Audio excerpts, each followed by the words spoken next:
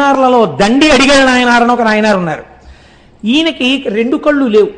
ఈ దండి అడిగల నాయనార్ దగ్గరికి వెళ్ళి ఎవరో చెప్పారు, అయా శివాలయం పక్కనున్నటువంటి తటాకాన్ని ఆ రోజులలో శివార్చనని అంగీకరించినటువంటి మతస్థులు, పేర్లు చెప్తే మళ్ళీ లేనిపోని ఇబ్బందులు ఎందుకు వచ్చిందని, అన్యమతస్థులు తటాకాన్ని కప్పెట్టేస్తున్నారని చెప్పారు.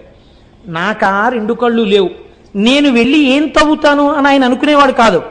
రాత్రి వాళ్ళు పనిచేయరు కదా, వాళ్ళు ఎంత కప్పెట్టేశారో నేనంతా మళ్ళీ తవ్వేస్తానని ఈయన గుణపం పారా పట్టుకుని అందులో దిగిపోయేవాడు. వాళ్ళు కొన్ని వందల మంది కలిసి కప్పెట్టేవారు. ఈయన ఒక్కడు అంధుడు దిగేవాడు.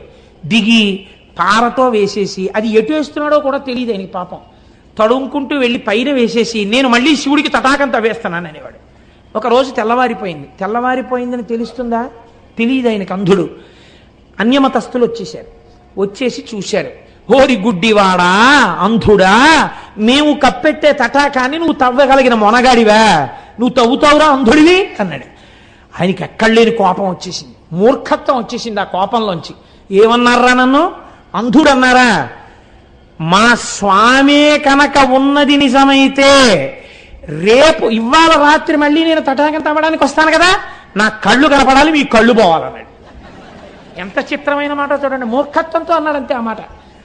వాళ్ళు పెద్ద పరిహాసం చేశారు, నోరు మొయ్యి, రాత్రికి మళ్ళీ తటాకం తవ్వుతావా, మా కళ్ళు పోతాయి నీ కళ్ళు వస్తాయా, అది చూద్దామని మళ్ళీ కప్పెట్టారు. కప్పెట్టి వెళ్ళిపోయారు. మళ్ళీ రాత్రి వచ్చారు, కిందకి దిగాడు. దిగి గుణపం పారా పట్టుకున్నాడు. ఈశ్వర తెల్లవారేటప్పటికీ నా కళ్ళు రావాలి, వాళ్ళ కళ్ళు పోవాలి, మళ్ళీ చెప్తున్నాను, నువ్వు ఉన్నావని నాకు నమ్మిక అన్నాడు. తవ్వాడు. ఇప్పుడు ఈశ్వరుడు సంకటంలో పడ్డాడు. మహాభక్తుడు అన్నమాట నిజం చేసి తీరాలి, నచ్చ చెప్తే విండవు. కాబట్టి తెల్లవారుతోంది, ఈయనకి కళ్ళు వచ్చాయి, వాళ్ళకి కళ్ళు పోయి, అందరికీ కళ్ళు పోయి. ఈ విషయం మహారాజుకు తెలిసింది. రాజు స్వయంగా బయలుదేరి వచ్చాడు.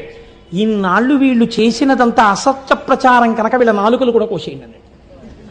ఇప్పుడు వాళ్ళు తడుముకుంటూ వీళ్ళని ఈ రాజ్యంలో ఉండకుండా రాజ్యం బహిష్కారం చెయ్యండి, నిష్కారణంగా వీళ్ళ మాటలు నమ్మి నేను ఎన్నో దేవాలయాలు మూశాను, కోనేరును కప్పెట్టాను, కాబట్టి వీళ్ళని బయటికి తోసేయండి, నా చేత పాపం చేయించారన్నాడు. వాళ్ళు తడుముకుంటూ రాజ్యంలోంచి బయటికి వెళ్ళిపోయారు. అలా మహానుభావుడు దండి అడిగల నాయనార్ మూర్ఖత్వంతో శంకరుణ్ణి కిందకి దింపేశాడు. దింపేసి ఈశ్వరాస్తిత్వాన్ని నిలబెట్టాడు.